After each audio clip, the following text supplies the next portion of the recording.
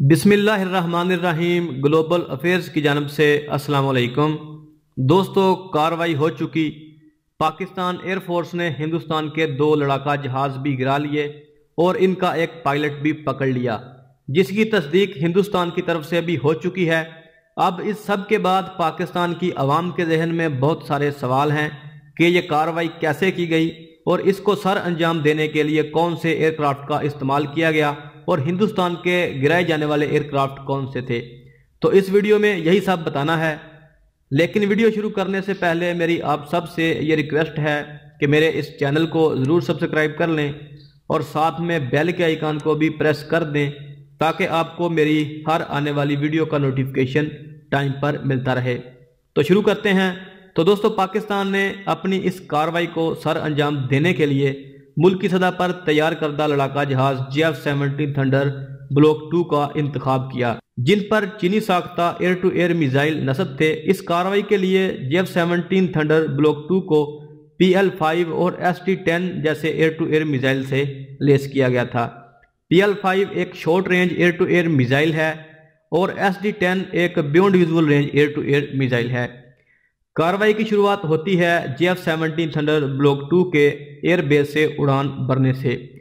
Target پہلے سے ہی select کر لیے گئے تھے، پلان ترتیب پا چکا تھا۔ تو پاکستان کے لڑاکا جہاز اڑان بھرنے کے بعد ہندوستان کی طرف روانہ ہوئے اور بارڈر کے قریب جا کر انہوں نے 6 بھارتی ملٹری ٹارگٹ کو لوک کیا، لیکن ان کے اوپر سٹرائک نہیں کی، بلکہ تھوڑا فاصلہ رکھ کے میزائل فائر کیے تاکہ کوئی جانی نقصان نہ ہو اور ہندوستان کی ملٹری کو بھی نقصان نہ پہنچے، کیونکہ طے پا چکا تھا کہ ہماری کارروائی میں کسی بھی فرد کو نقصان نہیں پہنچایا جائے گا۔ اس کی وجہ یہ تھی کہ ہمیں صرف ہندوستان کو پیغام دینا تھا کہ اگر تم ہماری سرحدوں کی خلاف ورزی کرو گے تو پھر ہم بھی جواب دینے کی اہلیت رکھتے ہیں۔ خیر، کارروائی کا آغاز ہوا۔ میزائل فائر ہونے کے بعد ہندوستان کی ایئر فورس الرٹ ہوئی اور اس نے اپنے ایئر کرافٹ جوابی کارروائی کے لیے پاکستان کے ایئر کرافٹ کی طرف بھیجے، لیکن ان کو کیا معلوم تھا کہ پاکستان بھی یہی چاہتا ہے۔ تو میزائل فائر کرنے کے بعد پاکستان کے ایئر کرافٹ اپنی سرحد کی طرف روانہ ہوئے، جبکہ ان میں سے ایک بھارتی شورویروں کو لالچ دینے کے لیے کچھ دیر تک وہیں کھڑا رہا، جو تقریباً 3 کلومیٹر بھارتی سرحد کے اندر تھا۔ جب اس نے دیکھا کہ اب بھارتی شورویر اس کے قریب آ چکے ہیں تو اس نے بھی رفتار پکڑی اور اپنی حدود میں داخل ہو گیا۔ تو اب ہونا تو یہ چاہیے تھا کہ ہندوستان کے ایئر کرافٹ اب واپس لوٹ جاتے، کیونکہ ہم اب کارروائی کر کے اپنی سرحد میں واپس آ چکے تھے۔ لیکن خیر، بھارتی شورویروں نے بالی ووڈ کی موویز دیکھی ہوئی تھیں، انہوں نے سوچا کہ اب گھس کر ماریں گے۔ ان کا خیال تھا کہ جب ہم پاکستان کی حدود میں داخل ہوں گے تو آگے پاکستانی ہاتھ جوڑ کر کھڑے ہوں گے اور کہہ رہے ہوں گے کہ بھگوان کے لیے ہمیں مت مارو، لیکن ہم بنا کوئی رحم کھائے پھڑکا کے واپس آ جائیں گے۔ تو ہماری پورے ہندوستان میں جو ہے وہ جے جے کار ہوگی کہ کیا کارنامہ سر انجام دیا ہے۔ لیکن بالی ووڈ کے اس چکر میں وہ یہ بھول گئے تھے کہ یہ ریالٹی ہے، اس میں ایسا ویسا کچھ بھی نہیں ہوتا۔ ان کے وہم و گمان میں بھی نہیں تھا کہ جب ہم پاکستان کی حدود کراس کریں گے تو آگے 2 ظالم درندے JF-17 thunder block 2 air to air میزائلوں سے لیس ان کے انتظار میں کھڑے ہوں گے۔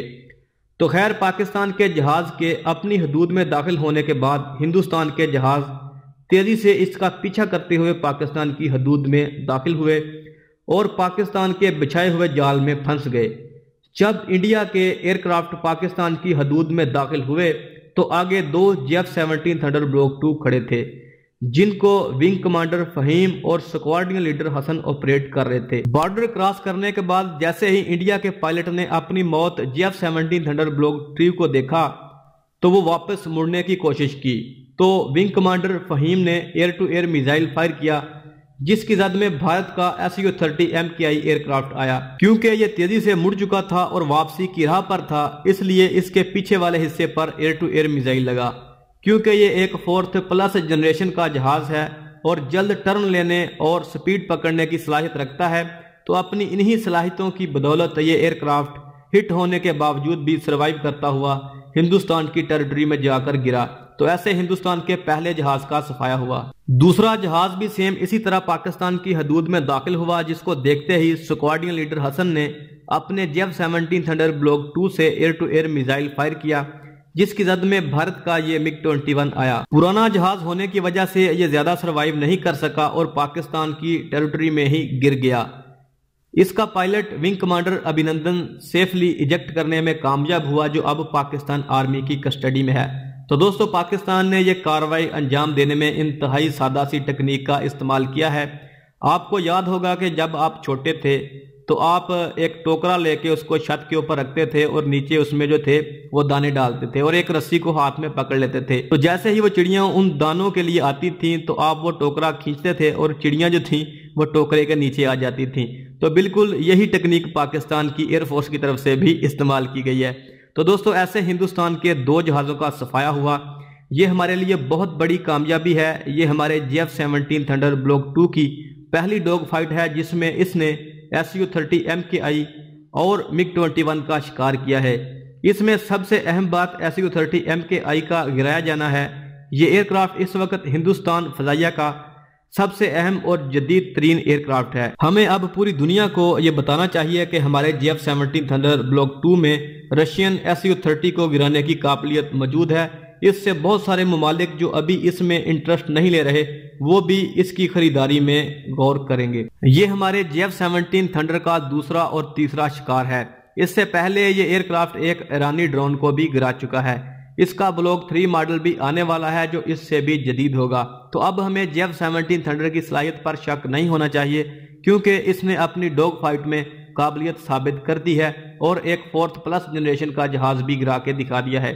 تو دوستو، MiG 21 کے گرائے جانے کی تصدیق بھارت کی طرف سے بھی کر دی گئی ہے، جبکہ دوسرے Su-30 کا وہ نہیں مان رہا۔ لیکن بھارتی میڈیا میں ایک ایئرکرافٹ کے کریش ہونے کی خبر سامنے آ رہی ہے جس میں 2 پائلٹ مر گئے ہیں۔ تو Su-30 ہی وہ ہندوستان کا لڑاکا جہاز ہے جس میں 2 پائلٹ کی جگہ ہوتی ہے۔ تو اس خبر سے تصدیق ہوتی ہے کہ دوسرا گرایا جانے والا جہاز Su-30 ہی ہے۔ تو امید ہے اب آپ کے ذہن میں اس حوالے سے کوئی سوال باقی نہیں ہوگا۔ اگر اب بھی آپ کے ذہن میں کوئی سوال باقی ہے تو نیچے #پاکستان زندہ باد لکھ کے آگے اپنا سوال ٹائپ کریں، میں ریپلائی کرنے کی کوشش کروں گا۔ اگر آپ کے اس سوال کا جواب میرے پاس ہوا تو میں دینے کی کوشش کروں گا۔ اس ویڈیو کو زیادہ سے زیادہ شیئر کیجیے گا تاکہ اس کو ہر پاکستانی دیکھ لے، اور اپنے سوشل میڈیا کے اکاؤنٹ فیس بک پر، ٹویٹر پر، ہر جگہ پر اس ویڈیو کو شیئر کیجیے گا، اور ساتھ میں میرے چینل کو بھی سبسکرائب کر لیجیے گا اور بیل کے آئیکن پر بھی پریس کر لیجیے گا تاکہ آپ میری کوئی بھی آنے والی ویڈیو مس نہ کر دیں۔ اللہ حافظ۔ پاکستان زندہ باد۔